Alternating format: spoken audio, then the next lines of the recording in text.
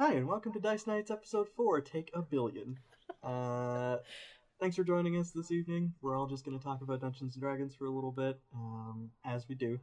For those of you returning, thanks for coming back. For those of you that might be joining us for the first time, let's go through and introduce ourselves. I'm Eric.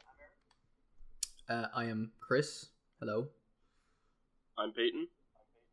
And I'm the one gonna die editing this because of all the takes we had to do because of internet. AKA Bailey. Yeah. So, this Our week's editing episode mastermind is for old DMs, new DMs, prospective DMs, anyone who sort of wants to get the ball rolling on their first campaign. Players who want to get in the head of their DMs. That as well, yeah. Don't recommend it, that's just me. Yeah. That said, this week's episode is all about planning your first town. And kind of tips and tricks we've all figured out, because we all run our own games. Things we have done in our games to each other about first towns, and up and coming games in our first official towns as well. Looking at you there, Bailey. Wait, why me? I'm so lost by that. Well, because we have an upcoming session in your game. Yeah, the stuff where you're gonna pull who knows what. Yeah. Yes, whatever you just said. Yeah. Anyways, so first off, to kind of open this discussion up, when it comes to planning the first town, this is usually something that comes after you at least have some structure built to the world already, so you can at least know how it's going to influence that starting location. Truth is, when it comes to DMing, a lot of it is planning the super broad stuff and planning the super narrow, like, immediate stuff, and then everything in between fluctuates. Yeah, have like a general idea, but if you're planning your first town for a game, and if you want to be like me, go big or go home, is my motto. Because the first city, the first town in quotes, that was not a town. They started in my game was the biggest city in the game. So, go big or go home. Like I said. Yep. If you want to do something like that, good luck to you. You can also take a note about that too. Just to give you all an idea of how big that city was, our already broke characters had to pay money to get teleported to different segments of it. Yeah. Yep. We were dirt poor. Yeah. That was one of the ways I had for them, like, because as a DM you want to like have your players spend money early on, so they're not just accumulating it and saving it up. So like one of the things I added in was teleportation circles, which the city was so big you had to use teleportation circles if you were rich to get around super quickly. Expensive. I think it's like 5 gold per person depending on where you're going. It was, and it increments 5 gold for every inner, like the closer to the center of the city you get. Yeah. So that's essentially what my city was. The city is Geneva. It's like massive. It's like it would take you roughly 45 hours to walk from one side of it to the next in a straight line without stopping. Through the walls and everything. Like literally, if you like it, like just the general radius of the city, like the diameter, because the city's a massive circle. The diameter of it would take you 45 hours just to walk that distance. It is huge. So that's why I had them with teleportation circles. But if you're gonna do something like that, make sure first of all, you plan all districts to the city first. That would be what I would recommend. Planning the districts, and then afterwards, kind of deciding what you want in each district or what you want each district to be. Draw a map of the city is a good first place to start. Yeah, and on that note, in terms of size, like Chris said, go big or go home, but you don't necessarily have to. No, really you definitely don't have to. That's just if you're me. Yeah, it depends on the campaign, on the players. A lot of this is general advice we're going to give that can be tailored to different sizes and different starting areas. Yeah. But if you were going with, say, a smaller town, we've mentioned him previously, Matt Colville actually does a fantastic fantastic video on how to kind of start planning your first town, and so you can look that up. Running the game number 6 and running the game number 62, actually. So those 2 episodes start with your town, and then in 62 he actually goes through like how he plans towns for his campaigns, which is actually pretty cool. It uses a lot of spreadsheets, which are pretty fun. For me, If you like I know spreadsheets. if you kind of need the visual, especially for NPCs and like what they do and who they're related to within the town. I know for me, I do a lot of location-based building. So I'll think of a town in terms of, okay, what does every town need to function in this setting? So like if it's a medieval setting, they're going to need a blacksmith. They're going to need some kind of agriculture. They're going to need maybe some hunters or whatnot, depending. Kind of think of like a main export, what they kind of turn back over into the rest of the world. And I try and build it around what's nearby, and then I also try to build story hooks into the town based on different locations. So when it comes to seeding and quest lines and stuff like that, I either tie them to an NPC or like a specific shop in town or a landmark, that kind of deal, where either an event will happen that will make the landmark stand out, or the NPC will very clearly have something going on, and the characters can either pick it up or drop it as they choose. I do that quite a bit, and we had a good example of that in our Tal'Dorei game a couple weeks back, where a few months ago I had seeded the start of a zombie apocalypse, and they didn't really catch it, so they left and came back to the city and walked into like a slasher It horror wasn't that film. obvious though. It wasn't It really that really obvious. was It, not. it wasn't supposed to be, because that was meant to be a later arc thing, but I had left them the opportunity where if one of them had rolled a high enough perception or investigation check, you would have kind of got the ball rolling on that. So We didn't. But yeah, leave seeds in your starting town. do it. Just especially if you have like a longer term arc planned.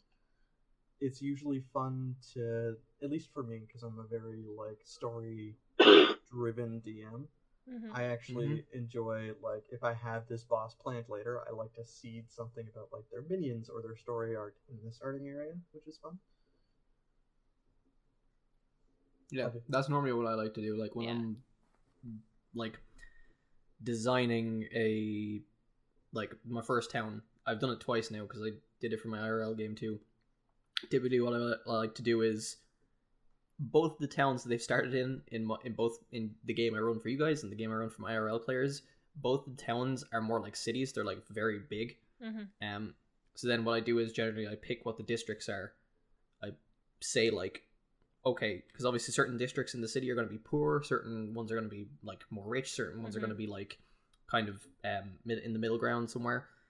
So I decide that, and then I decide what's going to be in each district. So typically I run it based off kind of like how Oblivion, Elder Scrolls 4 Oblivion had the Imperial City, because each of the districts in the Imperial City was like a different thing. So they had like the Market District in the Imperial City, which was just all the shops. Then they had the Temple District, which is where like a bunch of people lived, and there was some inns. They had like the Elven Garden District, which was like it was like a really nice garden area. That's like typically how I like design the towns that I make. Kind of give them districts, specific things for specific districts, because then everyone knows clearly where they need to go to get specific things. So if you want to buy new armor or weapons, you go to the Market District of the city. Yeah. Market Also, district when it workers. comes to shops, I think this is a good segue. This is something I'm actually very bad at, which is why I'm touting it as advice. Plan your shops in advance. Just do it. Oh Yeah. yeah. I'm really bad at this. Even I would recommend even planning down to like the super unlikely shops that they will never ever go to. Like in my Yeah. IRL game, I planned like a bakery, I planned a butcher's, just in case. and I gave them really dumb names, like ridiculously dumb names that would just make the players laugh. The bakery is called the Soft Butt. Like, just really dumb names. It's ran by a Goliath named Marlin, who is a cross-dresser. So like just I mean, plan fair. all your Yeah. shops and stuff in advance, because Yep. you know, especially if you're a DM that's nervous about improving on the spot, like making stuff up on the fly. If you're really nervous about that, to meticulously plan everything that you want to put in your game, in your town, because you're the one thing you don't plan for is the one thing your players will ask you about. Peyton. Yeah. Mhm. Yeah. You're Peyton- welcome. Mhm. Peyton is notorious across 2 campaigns now for creating characters that touch on things that the DMs of those campaigns did not want known. Hmm. Just like to point out, Which we've touched on briefly in previous episodes. Yeah. unintentional, Good. completely unintentional. Completely unintentional, yes, but it still makes me Mhm. laugh.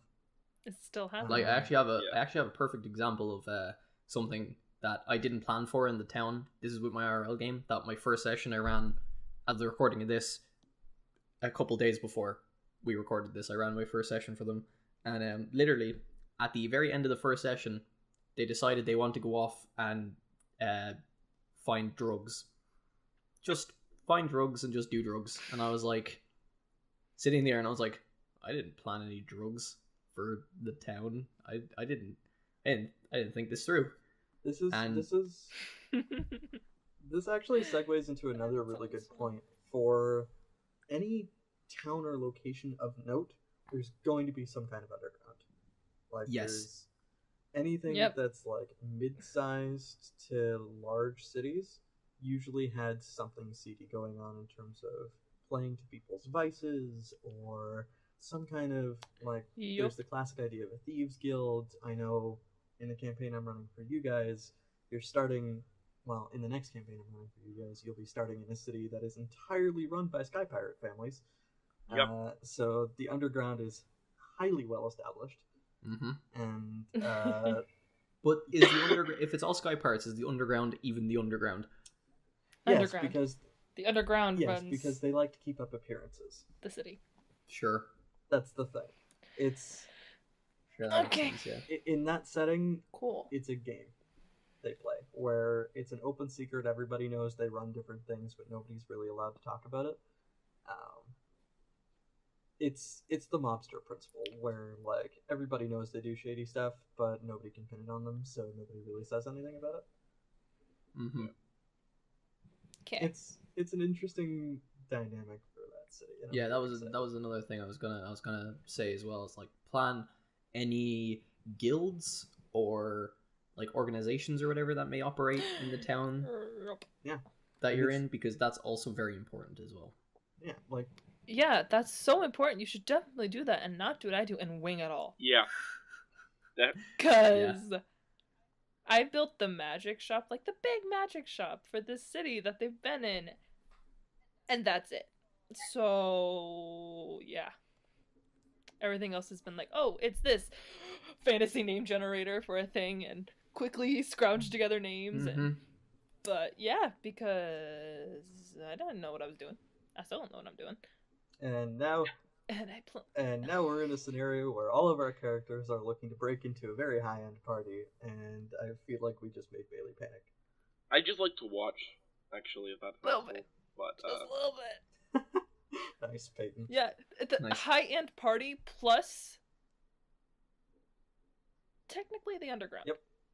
All in the same session. It's gonna be great. At the All at the same time. oh god. So yeah, I wanna die. these are good our- examples of make sure you our- plan for all of this. Yeah, our characters in Bailey's campaign wound up being the biggest bunch of misfits. Like, Hmm. it's Mhm. hilarious. Like, and it makes my job we even have an harder. accused Yeah. murderer, a Kenku thief, and an immortal barbarian. And then also literally the biggest goody two shoes you'll ever meet in your life, who just does not Yeah. fit in with the rest of That's- us Yeah, Which makes it amazing. whatsoever. yep. It's like It we're makes it all perfect. like very willing to do what we gotta do to get stuff done, and then there's the like chaotic good raised in a convent. Nah, lawful good.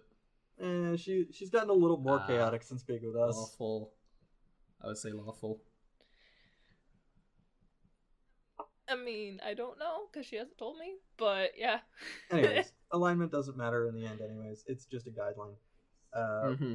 But for those Yep. of you who've been playing tabletop RPGs and specifically D&D for a while, it gives you an idea. Anyways, Yeah. so when it comes to like planning larger areas, definitely guilds or any kind of organizations. Like, there's the fantasy standards of like thieves guild, craftsmen, maybe merchants sometimes if you really need them, Yeah. and then magic users and all that stuff. And you can do this in various different ways. Like, you can kind of pull an Elder Scrolls, where in Elder Scrolls 5 there was like the College of Winterhold, which was just a school for mages. Yeah. Or you can do different bard colleges, because all of their subclasses are considered different colleges as well. Or you can do a different school for every single wizard school, You can do that too. which makes life hard. We would not suggest Yeah. that. I definitely would not recommend doing that. Yeah. Or you can do, Well, I'll tell you right now, it's a lot of fun. or you Oh. can do. Because that's in my Oh, is that game. what you did? Oh. Oh, It's shit. a lot of fun, Oh, sorry, I cursed. But- I know I'm not meant to curse in these videos. Ugh, I keep forgetting. Chris. Count it in the Sorry. comments, folks. Count it in the comments. Sorry, I need to get a swear jar. So it's you Mm-hmm. really do. It's a lot of fun, but it's a lot of stress. But it makes for really interesting dynamics. And it's for an area we aren't even in yet. Mm-hmm. Nope. And we have Oh no yeah. wizards. Also, depending on how I think like planning your first town is good and all, but I think depending on how well your players stick to the story you're trying to tell or stick on the path that you're giving them, I would definitely plan a couple more towns around the town that Yeah. or Towns, or villages. the nearest city. I think the main thing I would always Yeah. do is definitely plan a city at the start of your Yeah. game. At least the Yeah, capital, like maybe. plan Yeah. the biggest city near where they're starting, because they'll probably just want to go there. That's a really good point. Like, I know for our Taldora game, Mhm. session 1, I was kind of mean, and I hooked you all very well with the villain. So Mhm. I knew you'd be drawn into that main quest line pretty solidly. Yeah. So I had to have kind of 2 towns planned out in my head at least. Another thing too, which I've been very bad at, but I'm going to be working on for the next campaign, is town maps, like you mentioned earlier, Chris. Yeah. Town maps are good.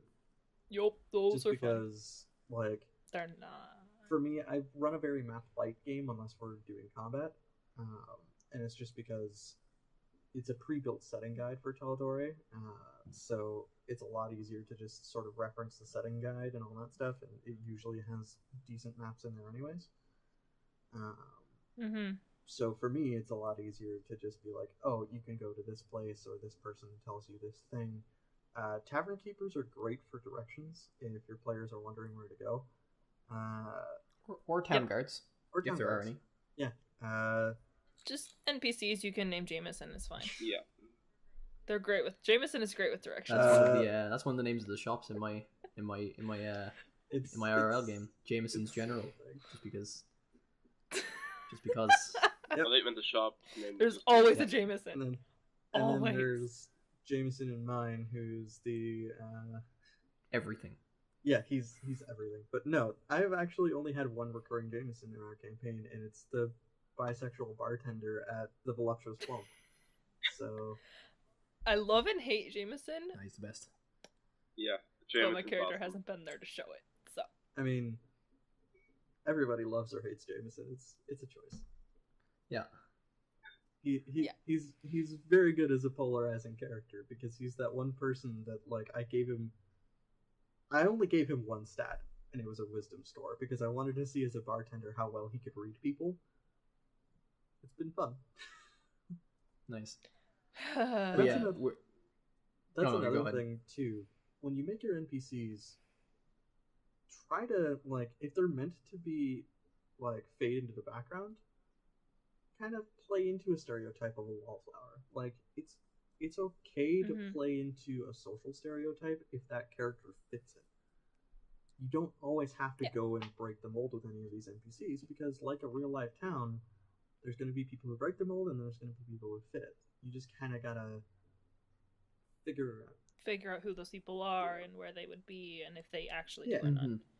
Mhm. I know Chris had a very interesting NPC, at least to me, who is a mayor of Copenhagen because his game's alternate Earth history. For those Oh, of you that yeah. may not know. Yeah. The mayor of Copenhagen, we went to him saying, "Hey, we need help. Can you send ships to another town to evacuate people?" Because it was going to be attacked by an army, Mhm. and he was a mayor entirely driven by money, which Yep. was the one thing we didn't have at the time. Yeah. Nope. And We were broke. yeah, we were solidly broke because You see, the As thing normal. is, you weren't broke at the time. but we had Yeah. already reserved the money for other things. The thing is that okay. So what happened was, I did this on purpose. So one of the players was infected with werebore lycanthropy. Yeah. And they needed a cure for Yeah. that, and they were literally a day away from turning into a werebore. So That I was gave them the interesting. choice. Well, for me, I had set down. They had a choice between either paying the mayor to send ships to help with one of the Eric's characters' town was being attacked, by an army of lichens, and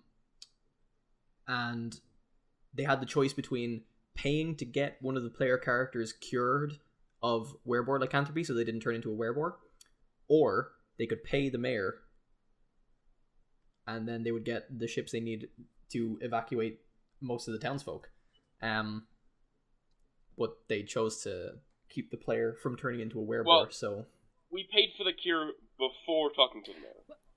yeah, you did. Yeah. Yeah.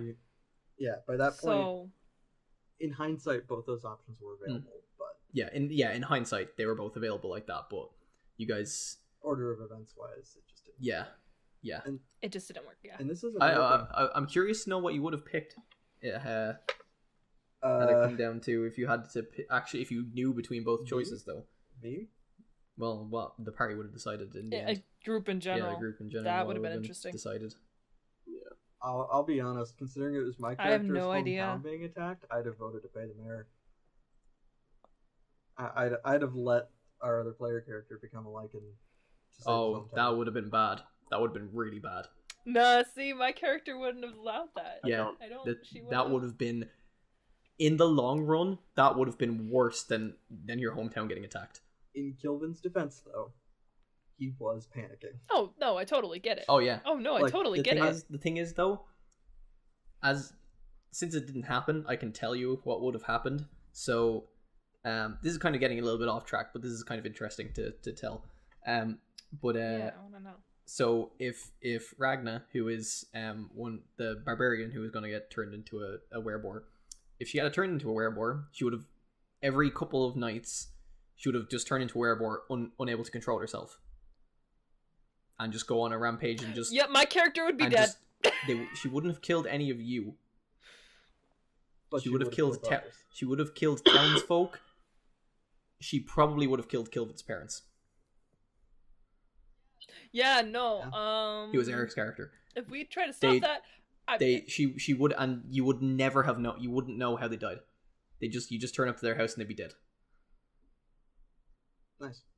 And you'd probably eventually find out well, we chose that it the was right option. Oh, that would have That it was caused Ragnar. so much drama. yeah, Oh, but yep, we made the good it choice, was the guys. better choice to. But that said, the reason why I brought this up is because having the mayor be someone driven entirely by money is he was essentially a merchant who became mayor in that town. Yeah, pretty much. Yeah, he was. Yeah. Created this really interesting dynamic where like we have a very altruistic group in that campaign where Yeah. like we're kind of wholeheartedly willing to throw ourselves out of possible situations. Yeah, they're very like morally good characters who will kind of sacrifice yeah, a lot very. to do Yeah. their greater good, and they did not know how to deal with a mayor who did not care about the good It good was- choice, Yeah, and and it was creates brilliant. My character was like, "You Yeah, idiot!" this Oh, is it was so what happens bad. when like you create a character who's very accurate to themselves. Because being a Mhm. merchant turned mayor, of course he's gonna think of money first. Of Yeah. course. Yeah. Oh yeah. And like my character understood it a little bit because Kilvin was designed to also have a little bit of a merchant's mindset, but he was Yeah. a fledgling one who Yeah. didn't have all the skills needed to negotiate with someone like that. Mm-hmm. So he attempted to fail the role, unfortunately, and To be ultimately fair, failed. you needed like a really, really high. That was like I set that DC to like a DC 20. 20 something. Like 20 or or bust. could- Yeah. It was 20 or above, like because there were things though, like if you had have said certain things to him, you wouldn't have needed to roll. Because I'm a believer of not everything needs a persuasion check. Not everything needs a roll. If you say the right thing, Yeah, if you hit the right notes, Yeah. people are if gonna... you hit the right notes, I'm not gonna make people roll persuasion checks, but you never did. Yeah, because our characters just wouldn't have that acumen to make Yeah. those right Mindset. guesses. And I feel like, given time, my character might have been able to, because he's got the insight proficiency too. Mm-hmm. So maybe I could have managed a roll, but I mean, the way I was playing him at the time, he was focused on one thing and one thing only. So, but But yeah, this is- that's a good But- like appreciate you brought that up for talking about the towns like yeah, because it's interesting, like especially once you have a grasp of the kind of characters your players are playing, it's really fun to throw in town dynamics and NPCs that grate against the party dynamic. mhm. So you have Uh-huh. these players like for Chris's game who are all very like morally good driven characters, or in the Taldora game we all Mhm. play, you have these characters who are all about saving the world because that's what the campaign's been about. Mhm. And I keep Yeah. having I keep doing this a lot where like their first campaign arc was dealing with the dictator. The problem is the dictator is actually a pretty damn good leader. And they had to make the decision themselves whether to oust him or leave him in power and make him an ally. We spent so long trying to figure out what to do Yeah. with Right. him. And there was one thing It was over and half there the was session. one thing that made the difference, and it was his relationship to another NPC who was working with the villains, who are now good guys. It was also Yeah. That was it, Yep, yeah. that was the deciding factor. Also, None of the Which now looking back in it, I'm now like since they're good guys now, I'm kind of like, did we make the right choice? Me too. also my character's relationship with his, well, like the way what happened with his sister kind of pushed it towards that too. Yeah. That is fair. Yeah, there was that. There was this whole thing where was Peyton's that. character's sister got wrapped up in things because she essentially wound up in a relationship with the only character who could supplant this dictator. So it was... I put them in a situation where they would have had to make a difficult decision, and they made the difficult call of ousting this dictator. Mm-hmm. None of you have been back to Western long enough to see the results of that. No. Popped into Western very briefly just to see Peyton's now retired character Saurus, but never got a feel for what's been going on since. Yeah. But that's a that Yeah, well, we don't have the time. yeah, No, that's a you good don't. thing to plan at the start of the game though, like all these different plot hooks which connect your starting town or nearby starting towns. Yep. And how they can Yep. You don't need to do this for all your starting towns, but depending on how big your starting No. town is and how important it might be to the country you're in or just the world in general. Like it's always good to if it's an important town, have it reconnect Mhm. back every now and then. Because it also Exactly. provides a bit of like especially if your players are like traveling around a lot and they haven't been to the town in a while, they haven't been back to the starting town. It's always good to like bring them back and then they're like, "Oh, we started in this town. And this is the tavern that we Mhm. went to after killing some goblins in a mine nearby or something like Yeah. that." It's just good for player nostalgia. Yeah. Especially if Yeah. the campaign's been going on for a while. And this ties into a topic Mhm. probably for a later episode, which would be consequences. Mm-hmm. Inevitably, Yeah. the thing with D&D is D&D characters always become famous in their own world. That's like an end Yeah. point for all campaigns. Yeah. Whether Yeah. it's a heroic campaign, an evil campaign, your players will be well known by the end of it to people. Mm-hmm. Whether famous or infamous. Unless they all get level 3. And Yeah. because of that, actions they take are going to have not just consequences, but they're gonna Benefits. actively alter things. Mm-hmm. So, for example, zombie apocalypse in the Tal'Dorei game, or like action and inaction both cause reactions, essentially. Yeah. Or ousting a dictator. Like, these things have repercussions. So ultimately, you kind of have to plan out how that first town sits, and then depending on how quests turn out, because inevitably they will never go how you think they are. There will always be some caveats, or there will always be some changes left over. So you kind of have to think of a town not just as being a location in a place, but also a location in time as well. Because time will ultimately progress in this location and things are going to change. This is another thing too about your settings. Even if you're just using like the basic Earth calendar, plan a calendar. Think of holidays, think of festivals, think of important things to this location that would happen over the course of time. Especially if it's like an agriculture-based town, because they're going to have specific seasons for specific things. And it's a good way to just breathe a little bit of life into a location, is to make characters feel the passage of time. If you have NPCs that they love, but these NPCs are very old and not possibly very healthy, or things happen, you are allowed to let these NPCs die if it is the most likely thing to happen. Mm-hmm. Yep. Yeah. Sorry, Chris.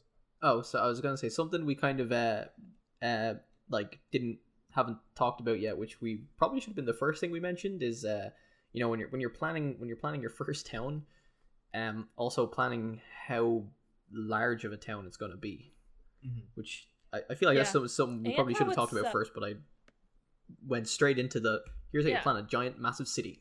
Yeah. Yeah, because they can be small or they can be huge, like Chris's, but they also don't have to be like, what's the word? Like linear? Yeah. I think because my city is stacked. My first city is layers that go up. Yep. That's actually how which makes it very interesting. This is actually how my first town in my IRL game works too. It's like it's almost like if you think of Minas Tirith from Lord of the Rings, except it's not got a massive wall around it. It's not white. It's built onto the side of a mountain, and it's just like it's layered. It goes up. Yeah, and mine is layered as in it's in a forest, so it's kind of like a tree house type thing. There's just 4 on top of each other. And then there was, for those of you listening who have seen Critical Role, Campaign 1, because we're playing a Tal'Dorei setting, I turned Vasselheim into a Sky Fortress, because why not? There's that. Yeah, that was fun. That was a reveal I had planned for like a solid time, and it just took them getting to Vasselheim. That was interesting. To find out. Yep. That was very interesting. Sorry. Yeah, planning how big your starting town is, I think, is like the first thing that you should do. Like, you want this like to be a village that your party are passing through at the very start. Like, literally, they just all happen to meet in this tiny little village on their way to wherever each of them are going. Yeah. Is it like, it might not even be a starting town, it might just be a starting building. Yeah. Like, there literally might just be an inn on the side of the road. Yep, that's... These are all things that I think are important. And then based on the size of the town that you want to make, then you decide, like, okay, what's in the town. So if it's a small town, odds are it's probably going to be like a small farming village or something, which means there probably won't be any magic shops. Or if so, it's really small and there's like nothing there. There's like, except for maybe a healing potion. Yeah, or like the occasional thing. Maybe even not a healing potion. Like, there could just be there could just be like a general store for people to buy food and equipment. Or and nothing else. For smaller towns or maybe more rural areas too, you have to consider what people. You have to do a bit of research into this. Depending on, like, find a comparable time period for like Earth history to whatever city or town you're planning. So if you were to go like full medieval, I'd say do a bit of research. See if the average town would have had like an apothecary for kind of local medicines. Mm-hmm. Find out if a Mhm. small to medium sized town would have had a temple or church.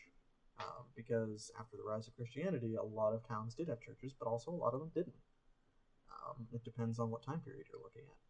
So it's really important to Yeah. sort of figure out the size, major landmarks, and then what NPCs relate to those later landmarks, and sort of build from the top down in that sense.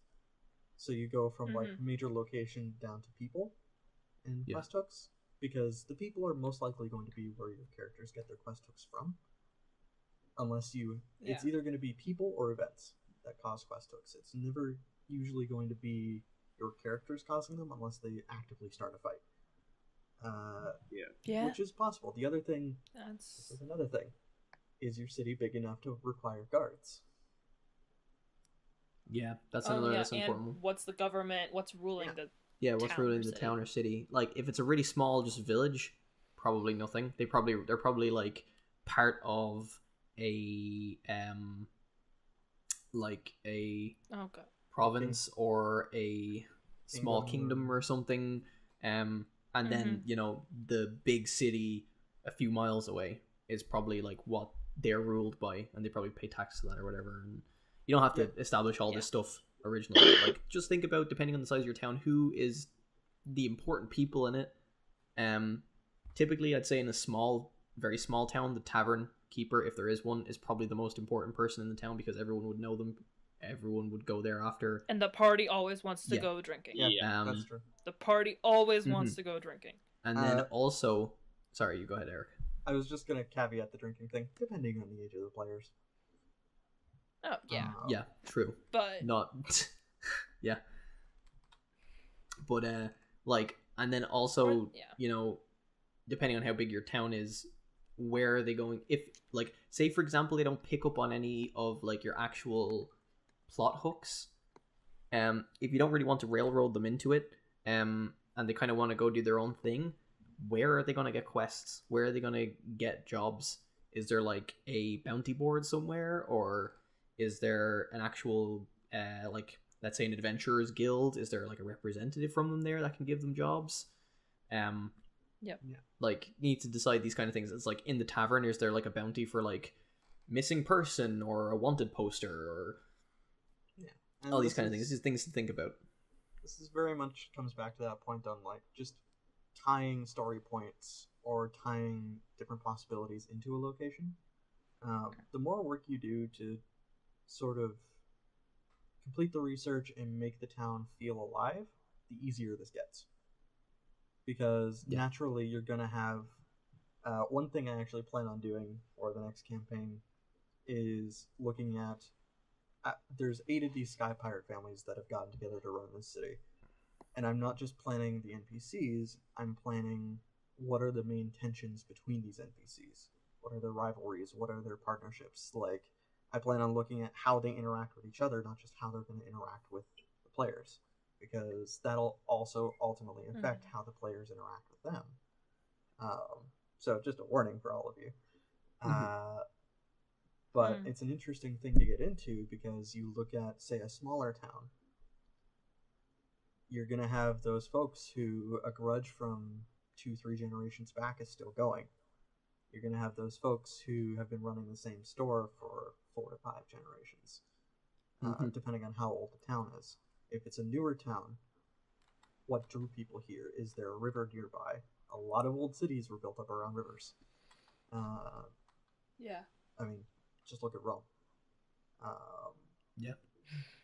That said, there's a lot of things to consider when building your first town, but the biggest one is you kind of have to look at it in terms of, okay, what story beats do you have available to you? What story do you want to tell? And what location will facilitate that and let your players kind of dig into that?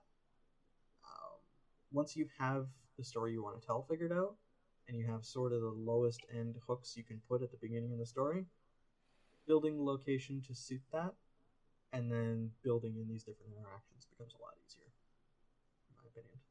Oh, definitely. Another thing to consider is how long you want to keep your players in the starting town. This is Yeah. what I think for me anyway. That's why I like building large cities as the starting town. Because it's very, very easy to keep the players consistently occupied in a large city. So if you want to keep the players in like in and around the starting town, kind of like doing quests for the people who live there, or dealing with nearby like goblins or whatever it may be, you need to figure out like what keeps them interested in staying in the town, what's going to keep them invested in helping the people. And I think that might be a little bit more difficult when the town's very small, they don't have much to do in it. But these are things that you should think about and just elaborate on when you're designing your town. Another thing too is, depending on the size of the town, and depending on your character's backstories, if you're driving the main story via characters' backstories, like a lot of us tend to do, the bigger the town is, the more likely those backstories are going to come into play. Yeah. Oh, probably, yeah. Yep. Yeah, just based on the principle of people.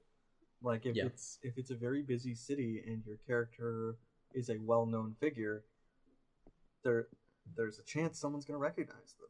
If your character is a hermit, for the better, for good or bad. Yeah. I know. I was actually having this conversation with you all a couple nights ago about how your reputations are growing in the Tal'Dorei setting, and how you haven't really noticed that yet. Yeah. Because you haven't stayed in one place long enough to feel the impact of your own reputations on people. Mm-hmm. It's interesting. Bailey found out that her character is very widely feared. I didn't expect that. That's what happens when other people consistently hear you threatening to shoot another party member. It's a joke! She's feared amongst the party, though. It's not a joke. Definitely not a joke. Yes, but this is an important thing too. is. The way the players see themselves will be very different from the way NPCs see them, and that'll very much color the interactions of townsfolk with your party. So always keep that in mind of like the party's reputation. What would the townsfolk know about them? Are they unknowns? Are they famous? Are they somewhere in between? Do they have a good reputation, a bad one? That'll very much change how NPCs react to them. It makes things interesting. That's also something else. Like based on your few starting quests for the party, and this kind of comes back around later if we do a podcast about like consequences and stuff. This kind of ties in, but don't give your starting town plot armor either. Like if your players, depending on how big the city is, like if it's a tiny little village, don't give it plot armor. If it's like one of the main cities in the game or whatever, and you're just plopping them in to start them there, that's a little different. But like say if your players go off and they fight a goblin tribe or a goblin horde or whatever, and they kill a few of the goblins, but one of them gets away back to the town, or back to their goblin tribe, the rest of them, and players don't go off and deal with them, have that goblin tribe come and just kill everyone in the town. Yeah. Like, creatures retaliate against aggression. I did that to them in our first in their first quest. They went to a really, really small village that was had to deal with Kuo-toa. Kuo-toa were stealing the cows from their fields and stuff. Forgot about this. Yeah, and they didn't finish off the Kuo-toa like scouting party. One of them ran back, got the rest of the Kuo-toa. They came to the town and they tried to slaughter everybody.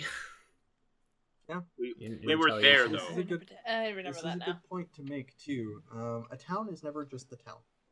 A town interacts with other things. And exactly. That's kind of how you have to run it. Like your town as a whole is going to be almost an NPC unconsciously,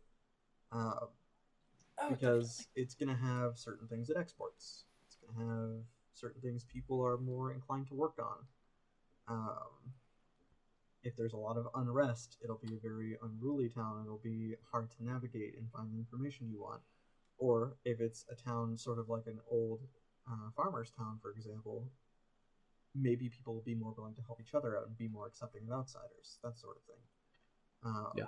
You very much have to think of the individual characters in a town and how they'll interact with the party, and then kind of take it to a broader sense of like, okay, what's the general feel of the town? How do these people interact with one another, and how do they interact with the rest of the world? Do they actively try to execute creatures that come within a certain radius of the town? Do they? There's a real good example of this in. If any of you are anime fans, anime out there, Overlord, very interesting premise for world building specifically, because there is a point where a town gets saved, and then one person in that town is given an item that can summon a band of goblins that will obey them. It's very much in line with the D&D campaign. I love the show, but it inevitably leads to this town where humans and goblins are living together and working together, and it's a real interesting dynamic that builds up over the course of the seasons of the show. So you kind of have to think, like, your town is going to function like an NPC in terms of how it in general interacts, and then your creatures are NPCs technically too if they're sentient. They're going to have wants, they're going to have needs, they're going to try certain things. It's a lot to keep track of for a DM, but if you can just sort of make some general notes, you don't have to get super detailed with it, but you can say like, oh, farming town, decently large population. Like, it doesn't have to be specific until you get into shops and NPCs and stuff like that. But even just ways to describe the town as well, like jot down what the town smells like. If they're farming stuff like apples, it's gonna smell like an apple orchard, right? If they're a coal mining town, you're gonna have that heavy stench of like burning coal in the air in some cases. Yeah. Talk about if any of your party members like food, talk about food. Seriously, do it. It's a good way to make people feel like a town is alive, is to give them food. Also a real good way to distract your players when you want to like set up a different event going on. Have them go to a very peaceful, very pleasant meal, and then have everything go to hell.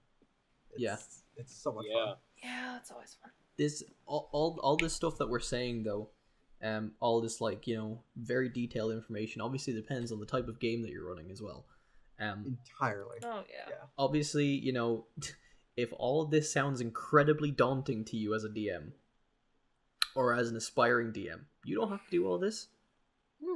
You can just put the basis of your town down and like do the kind of basic stuff. The main things that I would say your town needs, your starting town needs, is a tavern, and somewhere where the party can buy general supplies, I would say, are the two main things that your town would need. And the rest you can just design around what your players are doing, or, you know, if you know your players really well, just try and fit it to their playstyle. So like if your players are just like, let's go kill things and get loot, you don't need to put all these like extra, you know, NPC relationships in the town and stuff like that. You don't like need to do all that. You just need to put in a mine nearby with enemies inside, and the tavern owner is like, hey, there's a mine nearby with like I keep going back to goblins because goblins are just really easy. Like, goblins are just easy. Level 1, level 2 enemy. But like, there's a mine nearby with goblins inside. We'll pay you like 50 gold or however much to go deal with it. Players are like, cool, let's go do it.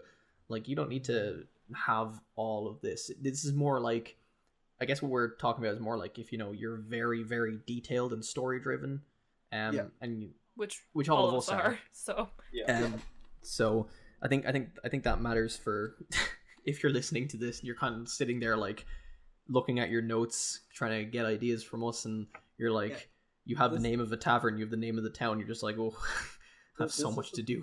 And I mean, that's all you need, because that's all I had for the village that they came across, and I just winged the rest of it. Like, when they first got to the big city, I had a tavern, and I knew what the government was like. And there's the rest of the shops on the fly. There's a good chance that your players are going to find their own story, one way or another.